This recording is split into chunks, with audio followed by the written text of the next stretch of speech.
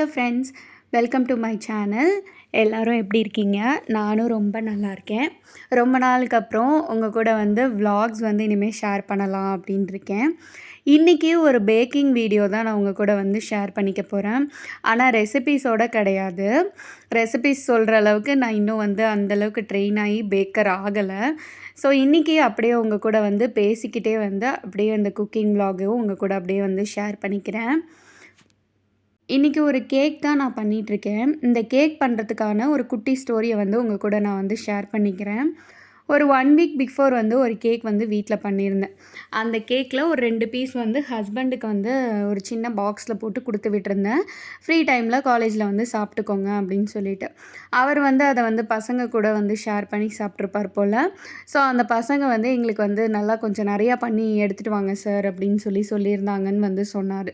சரி, எப்பவும் போல் மனுஷன் கலாய்ப்பார், அந்த மாதிரி ஏதோ சொல்லிகிட்ருக்காரு அப்படின்னு நினச்சிட்டு இருந்தேன். கடைசியில் பசங்களுமே ஃபோன் பண்ணி அக்கா எங்களுக்கு கொஞ்சம் கேக் பண்ணி கொடுத்து விடுங்க அப்படின்னு சொல்லியிருந்தாங்க. சரி, ஓகே. நம்மளுக்கு இருக்கிற சந்தோஷமே என்ன அப்படின்னா, நம்ம செய்கிறப்போ அது ஒருத்தவங்க நல்லாயிருக்கு அப்படின்னு சொல்கிறப்போ ரொம்பவே நமக்கு ஹாப்பியாக இருக்கும். அப்படி தான் சரி, ஓகே, நான் உங்களுக்கு பண்ணி கொடுத்து விட்றேன் அப்படின்னு சொல்லிட்டு அதை ஸ்டார்ட் பண்ணேன். இன்றைக்கி நான் உங்கள் கூட ஒரு குட்டி மோட்டிவேஷ்னல் ஸ்டோரி ஷேர் பண்ணிக்கிறேன். இது மெயின் திங், யாரெல்லாம் கோவப்படுவீங்களோ அவங்களுக்கு இது ரொம்பவே சூட் ஆகும். எனக்கு இது ரொம்பவே சூட் ஆகும். அதனால தான் நான் உங்கள் கூட இதை ஷேர் பண்ணிக்கிறேன். ஒரு அப்பா பையன் இருக்காங்க. அந்த பையனுக்கு பயங்கரமாக கோவம் வருது. ஸோ அந்த அப்பாவுக்கு ஒன்றுமே புரியல. இவனை இப்போவே நம்ம சரி பண்ணலைன்னா ஃப்யூச்சரில் ரொம்ப கஷ்டம் அப்படின்னு யோசிக்கிறாரு. யோசித்து அவர் ஒரு ஐடியா அவருக்கு கிடைக்குது. அதை ட்ரை பண்ணி பார்க்கலாம் அப்படின்னு சொல்லிட்டு அவன்கிட்ட ட்ரை பண்ணுறாரு. ஸோ அந்த பையனை கூப்பிட்டு என்ன பண்ணுறாரு, உனக்கு எப்போல்லாம் கோவம் வருதோப்பா, அப்போ இந்த செவுரு நான் உனக்காகவே கொடுக்குறேன். இதில் நீ எப்போல்லாம் கோவம் வருதோ அப்போல்லாம் நீ இந்த ஆணி அடிச்சுக்கோ அப்படின்னு சொல்கிறாரு. அவனும் எப்போல்லாம் கோவம் வருதோ அப்போல்லாம் ஆணி அடிக்க ஸ்டார்ட் பண்ணுறான். ஒரு நாள் அவனோட ஆணி அடிக்கிறது கம்மியாகுது. ஒரு நாள் 30 அடிக்கிறான், ஒரு நாள் ஒரு 20, அப்புறம் ஒரு நாள் ஒரு 25, அந்த மாதிரி கம்மி ஆகிட்டே இருக்குது. ஸோ ஃபைனலாக என்ன ஆகுது, ஒரு நாள் அவன் ஆணி அடிக்கிறதே நிறுத்திட்டான். ஸோ அவங்க அப்பா கிட்ட சந்தோஷமாக சொல்கிறான், இப்போல்லாம் நான் கோவமே படுறதில்லப்பா, நான் இப்போ ஆணியே அடிக்கிறதில்ல அப்படின்னு சொல்கிறான். ஸோ அவங்க அப்பாவுக்கு கொஞ்சம் சந்தோஷம்.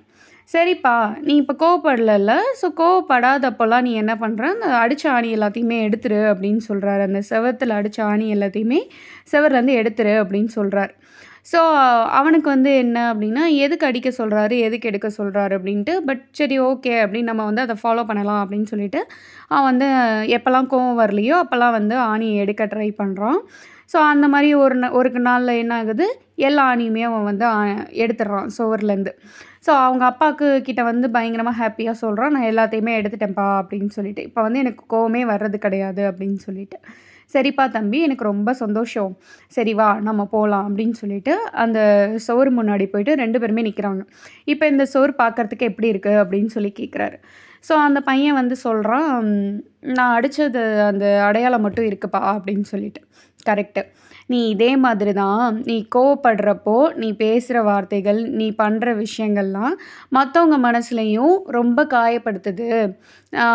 அந்த அந்த அடையாளம் அவங்க மனசில் இன்னும் இருந்துக்கிட்டே இருக்குது அப்படின்னு சொல்கிறாரு. ஸோ அந்த பையன் கொஞ்சம் ரியலைஸ் பண்ணுறான், ஓகே நம்ம கோவப்படுறனால நிறைய விஷயங்கள்லாம் நடக்குது அப்படின்னு சொல்லிட்டு. ஸோ இனிமேல் நான் இந்த மாதிரிலாம் கொஞ்சம் பண்ண மாட்டேன்ப்பா, முடிஞ்ச அளவுக்கு நான் என்னை கண்ட்ரோலில் வச்சுக்கிறேன் அப்படின்னு சொல்கிறான். எனக்கு அதுவே போதும்ப்பா, நீ ரியலைஸ் பண்ண வரையுமே போதும், எனக்கு ரொம்பவே சந்தோஷம் அப்படின்னு சொல்கிறாரு. நம்ம லைஃப்லேயுமே அப்படி தான். நம்ம கோபம் அப்படின்றது, நம்ம எப்போல்லாம் ஏமாற்றம் அடைகிறோமோ அப்போல்லாம் கோபம் பயங்கரமாக நமக்கு வரும். அது சொல்லவே முடியாது நமக்கு அந்த விஷயத்த. ஸோ அந்த விஷயத்த நம்ம சரி செஞ்சுக்கிட்டோம் அப்படின்னா வாழ்க்கை ரொம்பவே நல்லாயிருக்கும்னு நினைக்கிறேன். நானுமே இனிமேல் கண்டிப்பாக இதை ட்ரை பண்ணணும் அப்படின்னு நான் இதை படித்ததுக்கப்புறம் யோசித்தேன்.